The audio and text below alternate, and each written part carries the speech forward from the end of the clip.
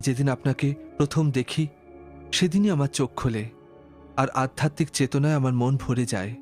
সেদিন থেকেই আপনি আমার আধ্যাত্মিক গুরু। আপনি আমায় বলেন, শ্রীচৈতন্যদেবের বাণী সারা পৃথিবীতে প্রচার করো। কিন্তু তারপর 10 বছর কেটে গেছে, অথচ আমি কিছুই করতে পারিনি। এ আমারই অক্ষমতা। বলে দিন আমি কি করব, কিভাবে সেবা করব? কেন উদ্বিগ্ন হচ্ছ? সঠিক সময় এলেই শ্রীকৃষ্ণের আশীর্বাদে তুমি তার সার্থক সেবা করতে পারবে।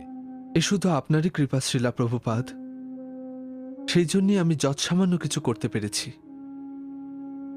শ্রীচৈতন্য মহাপ্রভুর সংকীর্তন অভিযান সারা বিশ্বে ব্যাপৃত, প্রতিটি নগরে ও গ্রামে।